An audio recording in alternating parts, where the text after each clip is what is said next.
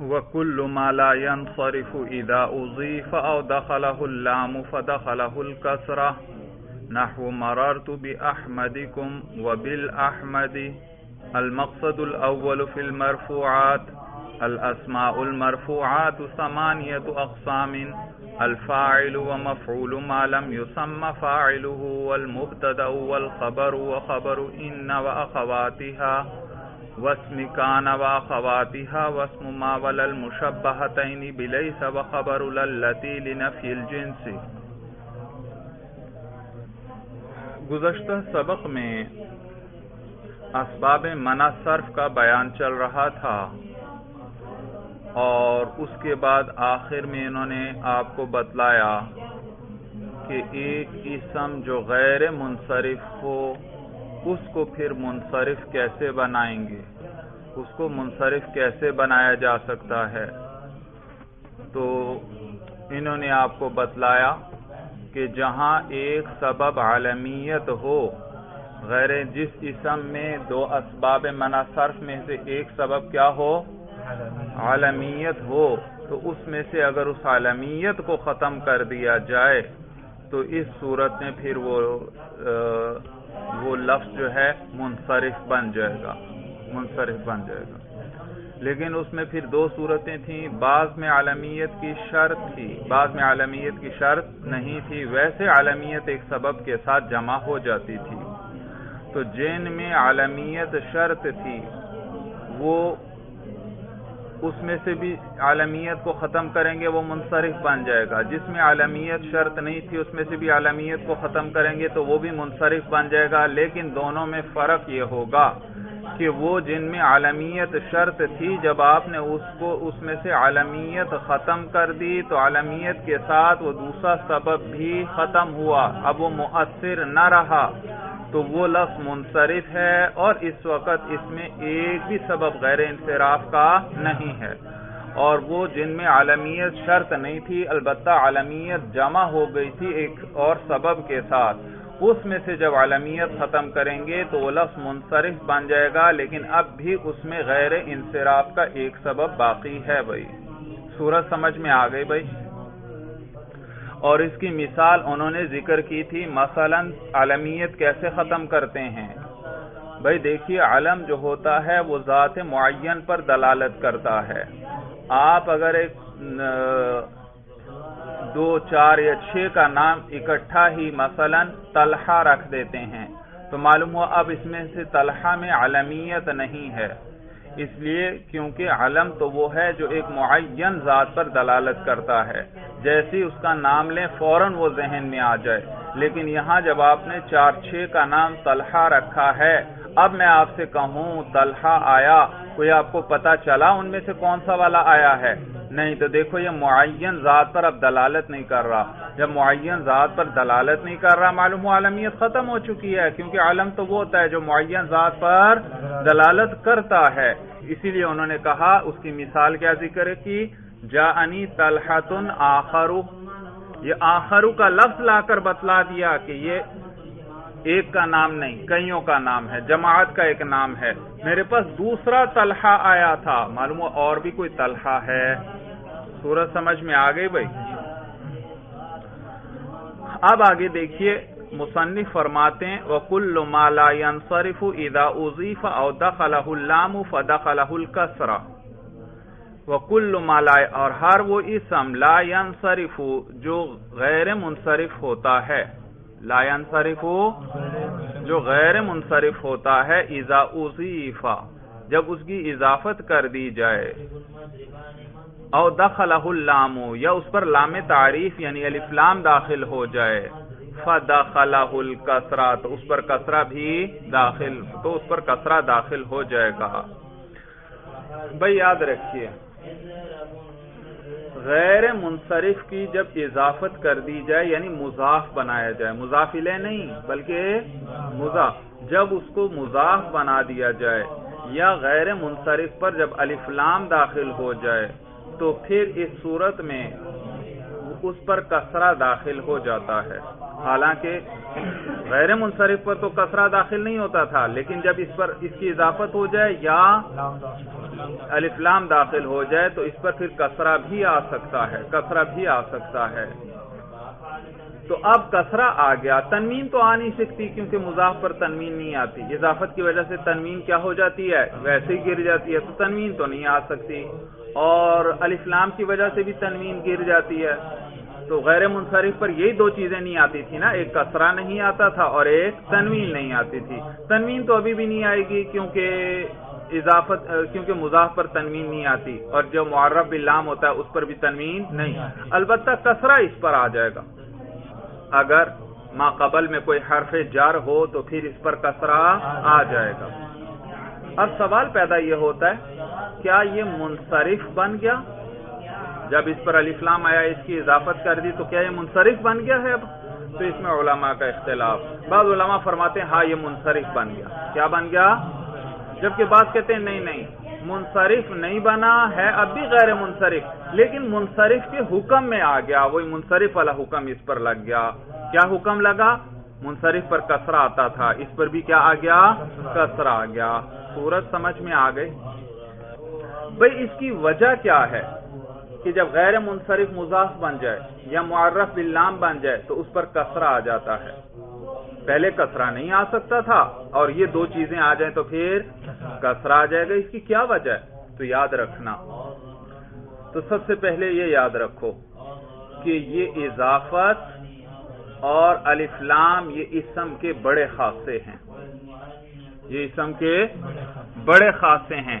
آپ نے اسم کے بہت سے خاصے کتاب کی ابتدا میں پڑھے ہوئے، اسم کے بہت سے خاصے پڑھے، مثلا اضافت ہے، لام تعریف ہے، جر کا داخل ہونا، تنوین کا اس پر آنا، اس کی تثنیہ ہونا، اس کی جمع بننا، اس کی صفت، تصغیر وغیرہ، یہ سارے کس کے خاصے تھے؟ اسم کے خاصے تھے۔ تو یاد رکھیں ان سارے خاصوں میں سے اضافت اور الف لام کا داخل ہونا یہ اسم کے بڑے خاصے ہیں۔ ان سب میں سے اضافت اور الف لام کیا ہے؟ اسم کے بڑے خاصے ہیں، ان کو اسم کے بڑے خاصے کہا جاتا ہے۔ سوال پیدا ہوتا ہے یہ اسم کے بڑے خاصے کیوں ہیں؟ تو علماء نحو فرماتے ہیں کہ وجہ اس کی یہ ہے کہ یہ اضافت اور الف لام مدلول اسم کو بدل دیتے ہیں، اس لیے اسم کے بڑے خاصے کہلاتے ہیں۔ کون دو بڑے خاصے کہلاتے ہیں؟ کون سے؟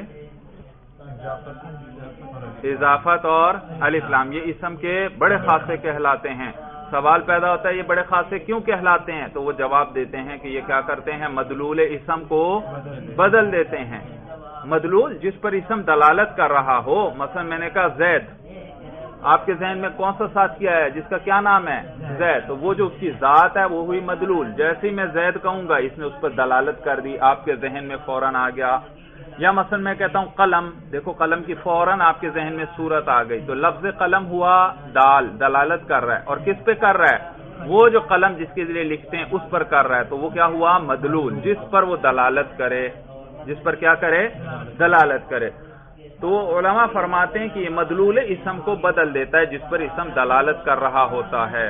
مثلا دیکھیں مثال سے وضاحت ہوگی، مثلا میرے پاس 5 غلام سامنے کھڑے ہیں، میں نے کہا غلامن، غلامن، دیکھو اس لفظ غلام پہلے فرد پر بھی بولا جا رہا ہے، سارے 5 غلام ہیں نا، تو پہلا بھی کیا ہے؟ غلام، دوسرا ہے اس کو بھی یہ کہا جا سکتا ہے غلامن، کیونکہ وہ بھی کیا ہے؟ غلام، تیسرے کو بھی کیا کہا جا سکتا ہے؟ غلام، چوتھے کو بھی غلام، 5ویں کو بھی غلام۔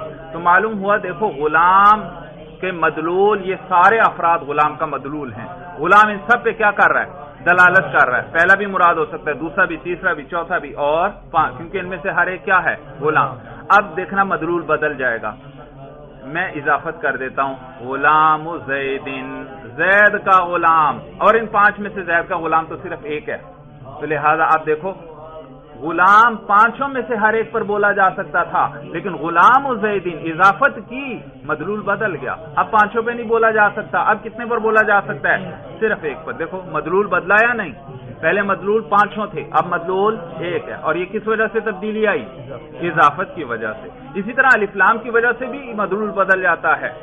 غلام النکرہ تھا تو سارے یہ افراد 5 افراد پہ غلام کا لفظ بولا جا سکتا ہے، لیکن اس پر ذرا الف لام داخل کر دو، الغلام، الف لام آ جائے، معلوم ہوا کہ خاص متعین غلام مراد ہے، تو وہ خاص متعین ایک غلام ان میں سے جو ہے وہ مراد ہوا۔ دیکھو مدلول بدل گیا، پہلے 5 غلام تھے مدلول، اب صرف وہ ایک متعین غلام جو ہے اس کا مدلول ہے۔ تو دیکھو اضافت اور الف لام کی وجہ سے اسم کا مدلول بدل جاتا ہے، اضافت اور الف لام کی وجہ سے اسم کا مدلول بدل جاتا ہے، تو یہ اسم کے بڑے خاصے ہیں، یہ دونوں بھائی بڑے خاصے ہیں۔ اب یاد رکھو یہ جو لفظ کو ہم غیر منصرف پڑھتے ہیں، غیر منصرف پڑھتے ہیں، میں نے اس کی وجہ بتلائی تھی کہ اس وجہ سے کہ یہ 2 سبب جب آ جاتے ہیں تو وہ اسم زبان پر ثقیل ہو جاتا ہے، اس کی ادائیگی زبان پر دشوار ہو جاتی ہے، اور جب زبان پر ادائیگی دشوار ہے تو اب عرب اس پر کسرہ اور تنوین نہیں پڑھتے، کیونکہ کسرہ ثقیل حرکت ہے، بڑی ثقیل حرکت ہے، اور اسی طرح تنوین تو نون ساکن کا نام ہے، میں آپ کو بتلا چکا ہوں تنوین کس چیز کا نام ہے، نون ساکن کا نام ہے، یعنی ایک اور حرف آ گیا نون ساکن بھی آخر میں۔ اور آپ مجھے بتائیے تھوڑے حروف والے لفظ کی ادائیگی آسان ہوتی ہے یا زیادہ حروف والے لفظ کی؟ تھوڑے حروف والے۔ تو دیکھو تنوین کی وجہ سے تو ایک اور حرف بڑھ رہا ہے، یعنی آخر میں نون ساکن بڑھ رہا ہے، تو معلوم ہوا کسرہ بھی ثقیل اور تنوین بھی ثقیل۔ تو جب لفظ کے اندر پہلے 2 سبب آ چکے ہیں تو اب پھر کسرہ اور تنوین نہیں لائیں گے، ورنہ پھر لفظ میں اور ثقل پیدا ہو جائے گا اور اس کی ادائیگی بڑی دشوار ہو جائے گی۔ اسی لیے جب 2 سبب آ جاتے ہیں تو پھر اس کے بعد عرب اس پر کسرہ اور تنوین نہیں پڑھتے۔ یہاں تک بات سمجھ میں آ گئی۔ اب یاد رکھو آپ اگلی کتابوں میں پڑھیں گے کہ یہ جو 2 سبب آ جاتے ہیں اسم کے اندر، تو اس اسم کی مشابہت ہو جاتی ہے فعل کے ساتھ۔ کس کے ساتھ؟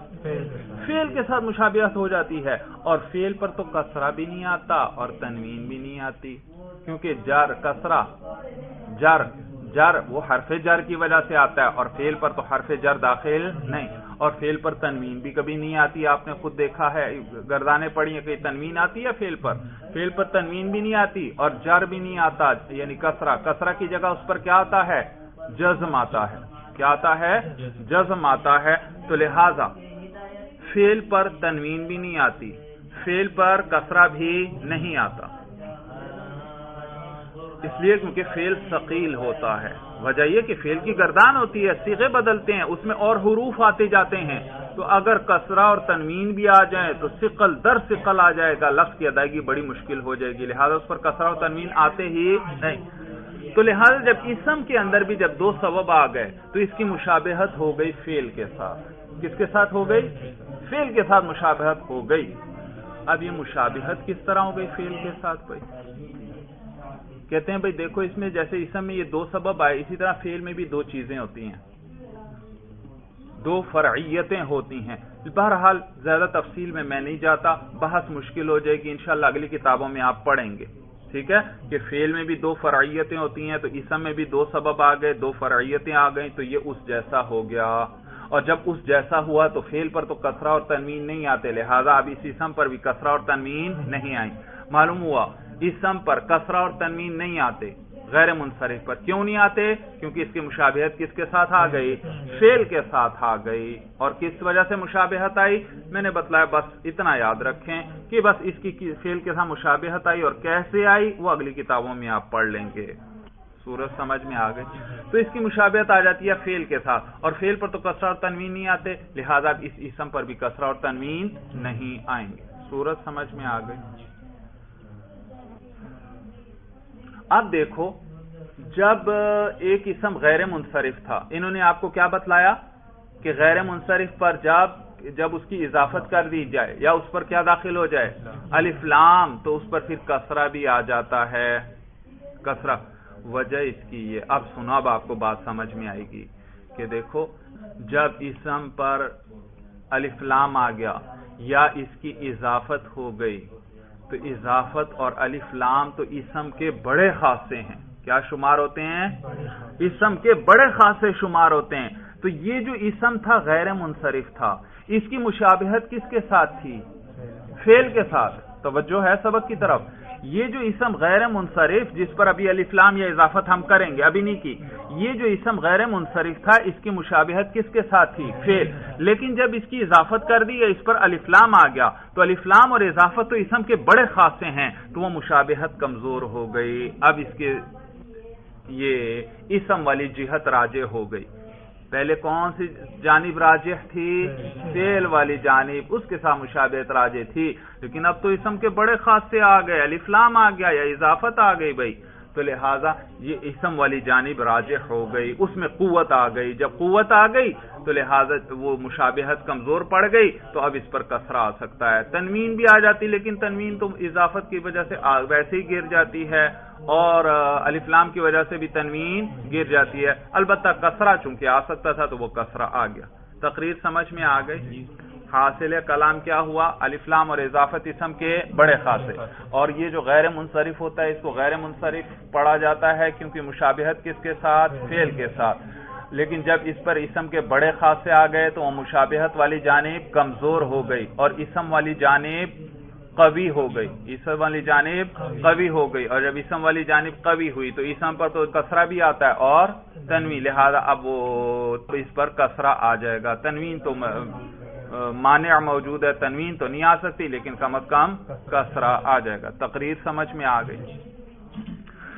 اب دیکھیے پھر کتاب پر، وَكُلُّ مَا لَا يَنصَرِفُ، اور ہر وہ اسم لا ينصرف جو منصرف نہیں ہوتا یعنی غیر منصرف ہوتا ہے، اذا اضیف جب اس کی اضافت کر دی جائے، او دخلہ اللام یا اس پر لام تعریف داخل ہو جائے، فدخلہ الکسرۃ تو اس پر کسرہ داخل ہو جاتا ہے.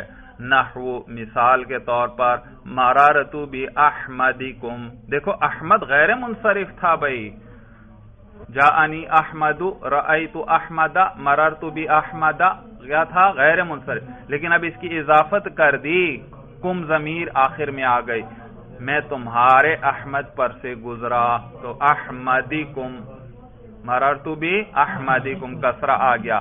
یا بالاحمدی ای مررت بالاحمدی، تو دیکھو با کی وجہ سے الف لام آ گیا تو اب کسرہ آ گیا بھائی.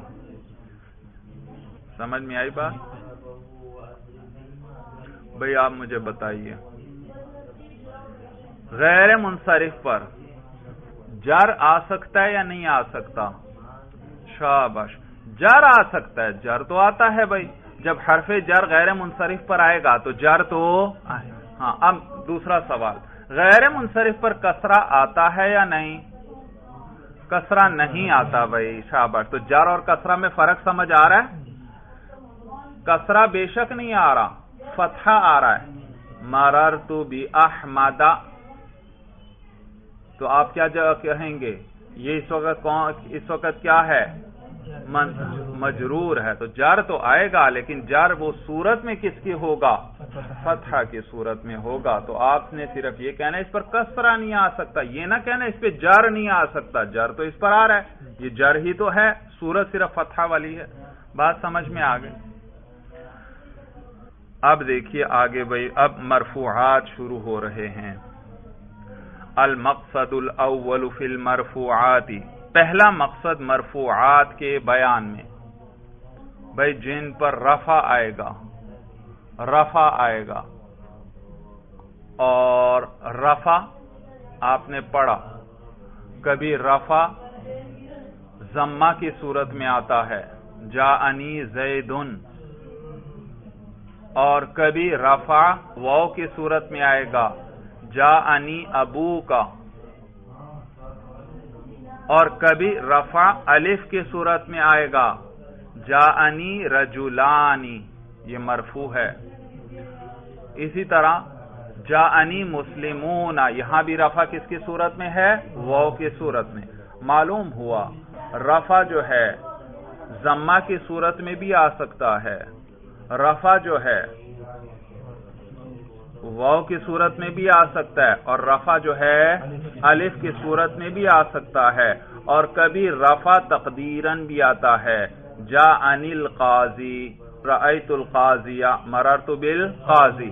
تو جاءنی القاضی، تو دیکھو قاضی فاعل ہے لیکن اعراب کون سا اس کا؟ تقدیری. تو ضمہ معلوم ہوا کبھی تقدیری ہوتا ہے اور کبھی لفظی ہوتا ہے. لفظی یعنی اس پر ہم باقاعدہ تلفظ کرتے ہیں. جو ابھی مثالیں گزری جاءنی زیدن، سننے سے ہی تلفظ سے ہی آپ کو پتا چل رہا ہے یعنی میں اس پر ضمہ پڑھ رہا ہوں، تو یہ اس کو لفظی کہیں گے، اس پر ہم تلفظ کرتے ہیں. جاءنی ابو کا، تو یہ کون سا ہے، لفظی ہے یا تقدیرن ہے؟ لفظی ہے. اور جاءنی رجلانی، یہاں بھی کون سا ہے، لفظی ہے، الف پر ہم باقاعدہ تلفظ کر رہے ہیں. اور جاءنی مسلمون، یہاں پر بھی رفع کیا ہے، لفظی ہے، یعنی اس پر ہم باقاعدہ تلفظ کر رہے ہیں. تو اب اس مقصد کے اندر مرفوعات بیان کریں گے. اب یاد رکھنا، اب ترکیب کی باتیں شروع ہو رہی ہیں اور خوب تکرار کرنا ان چیزوں کا انشاءاللہ. یہ چیزیں آپ کو یہ چیزیں آپ نے سمجھ لیں اچھی طرح اور یاد کر لیں، آپ کے لیے عبارت بالکل آسان ہو جائے گی. کوئی عبارت دے دیں گے آپ ذرا بھی پریشان نہیں ہوں گے، آرام سے اعراب نکال لیں گے. کیونکہ اعراب تو تین ہی ہیں، یا رفع آئے گا یا نصب آئے گا یا جار آئے گا. تو آپ کو عبارت دے دی جائے، آپ اس میں دیکھ لیں گے، ایک ایک قسم کو دیکھتے جاؤ، کس پہ رفع پڑھنا ہے، کس پہ جر پڑھنا ہے، کس پہ فتحہ پڑھنا ہے، پھر اسی کو روانی سے پڑھ دو.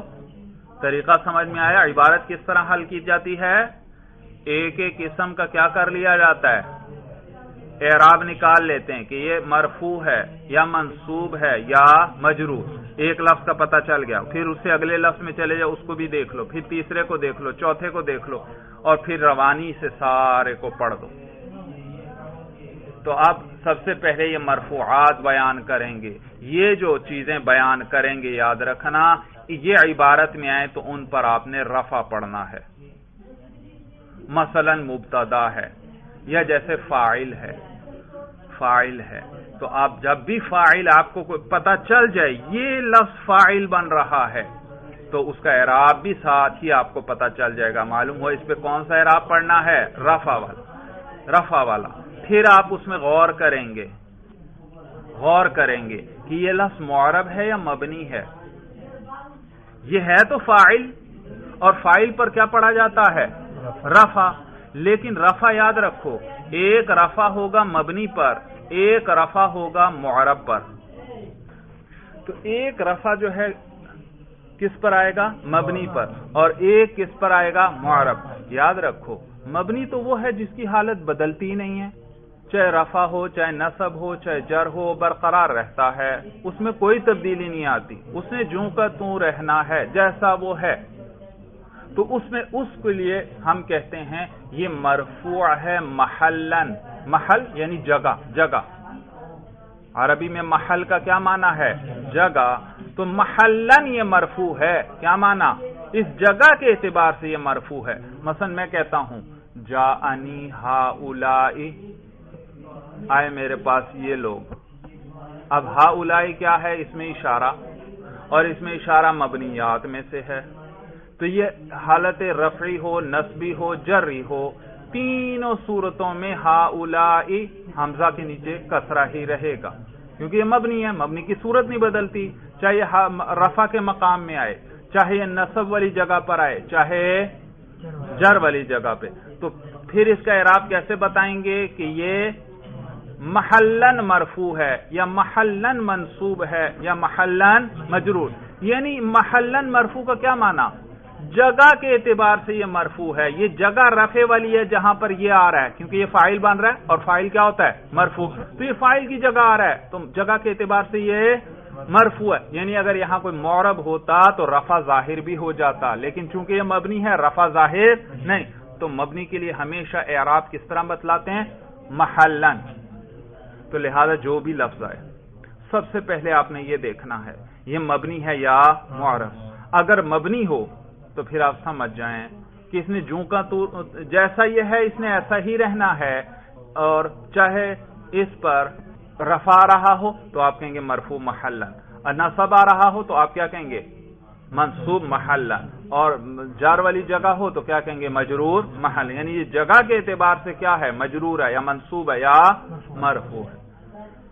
اور اگر وہ معرب ہو لفظ تو معرب کا اعراب تو دو ہی طرح ہوتا ہے، آپ نے پڑھا ہے، کبھی لفظاً ہوتا ہے یعنی اس پر ہم باقاعدہ تلفظ کرتے ہیں، کبھی تقدیراً ہوتا ہے، کبھی کیا ہوتا ہے تقدیراً ہوتا ہے۔ وہ 16 قسمیں غیر جو آپ نے نحمیر میں پڑھی تھیں، یا 9 قسمیں جو انہوں نے ان 16 کو 9 میں بند کر دیا تھا، ابھی صاحب ہدایہ نے آپ کو بتلایا تھا 9 قسمیں ہیں، ان 9 میں سے پھر آپ غور کر لیا کریں کہ اس پہ رفع کون سا والا آئے گا، یہ کون سی قسم ہے ان میں سے۔ اگر وہ کیا ہو مفرد منصرف صحیح ہو تو آپ سمجھ جائیں اس پر رفع کس کے ساتھ آتا ہے، ضمہ کے ساتھ، ضمہ کے ساتھ تنوین آتی ہے، جاءنی زید رأیت زیدن مررت بزید۔ اور اگر وہ اسماء ستہ مکبرہ موحدہ مضافہ الی غیر المتکلم والا ہے تو پھر آپ سمجھ جائیں یہ ہے تو مرفوع تو اس کو واو کے ساتھ پڑھنا ہے، جاءنی ابوکا۔ اور اگر وہ کس میں سے ہو مثلا اس میں منقوص ہے جس کے آخر میں یا اور یا سے ما قبل کسرہ ہو تو آپ سمجھ جائیں یہ مرفوع تو ہے لیکن اس کا اعراب تقدیراً ہے، جاءنی القاضی۔ سورج سمجھ میں آ گئی؟ تو دیکھو جب بھی کوئی عبارت میں اسم آئے گا، بات سمجھ میں آ رہی ہے؟ آپ نے عبارت کو کس طرح حل کر رہا ہے وہ بیان کر رہا ہوں۔ جب بھی عبارت میں کوئی دیکھنے لگیں ایک ایک اسم کا اعراب نکالتے جاؤ، ایک ایک اسم کا، اور پھر سارے کو کیا کر دو روانی سے پڑھ دو، روانی سے پڑھ دو۔ مثلا میں کہتا ہوں زیدن قائم، دیکھیے زیدن پر میں کیا پڑھ رہا ہوں رفع، کیوں رفع پڑھ رہا ہوں کیونکہ یہ مبتدا ہے، اور مبتدا پر آپ ابھی بتلائیں گے آپ کو کہ مبتدا مرفوع ہوتا ہے۔ تو میں نے ان 9 قسموں میں غور کیا کہ اس پر آنا تو رفع ہی ہے، یہ کون سی قسم ہے ان 9 میں سے؟ تو دیکھا یہ مفرد منصرف صحیح تھا، اور اس کا رفع کس کے ساتھ آتا ہے ضمہ کے ساتھ، تو میں نے پڑھا زیدن۔ آگے لفظ قائمون دیکھا تو میں نے دیکھا یہ خبر بنے گی کیونکہ مبتدا کے لیے کیا چاہیے یہ خبر، اور یہ پورا جملہ بن رہا ہے مل کر اور بات پوری ہو رہی ہے اس کے اندر۔ اور خبر بھی آپ کو یہ بتلائیں گے مرفوعات میں سے ہے، جب مرفوعات میں سے ہے تو اس پر اتنا تو طے ہو گیا پڑھنا رفع ہی ہے۔ اب کون سا رفع پڑھیں تو پہلے غور کریں یہ مبنی ہے یا معرب ہے۔ دیکھا تو مبنی نہیں ہے، مبنی ہوتا تو مرفوع محلن ہوتا، مبنی نہیں، معلوم ہے یہ معرب ہے۔ جب معرب ہے اب اس پہ غور کرو ان 9 قسموں میں سے یہ کون سی قسم ہے، ہم نے اس پر بھی غور کیا تو پتا چلا یہ مفرد منصرف صحیح ہے، اس پر بھی رفع ضمہ کے ساتھ آتا ہے، اس لیے ہم نے پڑھا قائم، زیدن قائم۔ سورج سمجھ میں آ گئی؟ اچھا، اور مثلا دوسری مثال لو، الرجلان غلامان، الرجلانی غلامانی۔ دیکھو الرجلانی آپ نے دیکھا الرجلان غلامانی وہ 2 آدمی غلام ہیں، الرجلانی یہ کیا بن رہا ہے مبتدا، اور مبتدا پر کیا ہوتا ہے رفع، اور رفع دیکھا سب سے پہلے اتنا پتا چل گیا یہ مرفوع ہوگا، اور آگے غلامانی یہ کیا اس کی خبر، معلوم ہو اس پر بھی رفع ہی آئے گا کیونکہ خبر بھی کس میں سے ہے مرفوعات میں سے۔ اب آپ غور کر لیں دونوں میں کہ یہ سب سے پہلے الرجلان کو دیکھیں یہ کہ یہ مبنی ہے یا معرب، دیکھا تو مبنی تو یہ نہیں ہے، تو پھر دیکھیں وہ 9 قسموں میں سے یہ کون سی قسم ہے، ہم نے غور کیا یہ 9 قسموں میں سے کون سی قسم ہے تثنیہ ہے، کیا ہے تثنیہ، اور تثنیہ تو پڑھنا تو رفع ہی ہے، رفع ہی ہے، تو ان 9 قسموں میں سے ہم نے دیکھا یہ تثنیہ، اور تثنیہ کا رفع کس کے ساتھ آتا ہے الف کے ساتھ، تو لہذا اسی لیے دیکھو یہاں الف ہے، الرجلانی الف پر میں تلفظ کر رہا ہوں یا نہیں کر رہا جی، اور غلامانی اس کو دیکھا یہ بھی مبنی تو نہیں ہے، مبنی ہوتا تو اعراب محلن آتا، معرب ہے تو معرب میں دیکھ لو پھر اعراب لفظی ہے یا تقدیری ہے، ہم نے غور کیا یہ ان 9 قسموں میں سے کون سی قسم ہے، دیکھا یہ بھی تثنیہ ہے، اور تثنیہ کا رفع کس کے ساتھ آتا ہے الف، لہذا اسی لیے غلامانی کہا، غلامین نہیں کہا، الرجلانی غلامانی۔ صورت سمجھ معلوم ہوا رفع کی 3 ہی صورتیں ہیں، جو بھی اسم آئے گا وہ یا مرفوع ہوگا یا منصوب ہوگا یا مجرور. یہی تین صورتیں ہیں نا. اور رفع محلن بھی ہو سکتا ہے,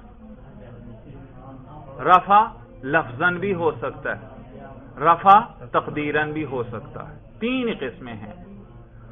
رفع میں کتنی حالتیں ہیں؟ یا محلن, یا لفظن, یا تقدیرن. محلن کس میں آئے گا؟ مبنی میں. اور لفظن اور تقدیرن کس میں آئیں گے؟ معرب میں آئیں گے. یہ آسان سی بات ہے. اسی طرح نصب بھی تین طرح ہی آنا ہے. یا وہ کیا ہوگا؟ یا محلن ہوگا, یا لفظن ہوگا, یا تقدیرن ہوگا. وہ آپ نے نکالنا ہے کہ کون سا اس پہ پڑھنا ہے.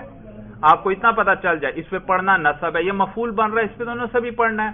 جب نصب پڑھنا ہے تو نصب کی تو تین حالتیں, تین صورتیں بنتی ہیں. یا محلن ہوتا ہے اگر مبنی ہو, اور اگر معرب ہو پھر یا لفظن ہوتا ہے یا تقدیرن ہوتا ہے. وہ 9 قسموں میں غور کر کے آپ نے پھر نکالنا ہے کہ یہاں پر لفظن آئے گا نصب یا تقدیرن آئے گا. کون سی قسم ہے یہ ان میں سے؟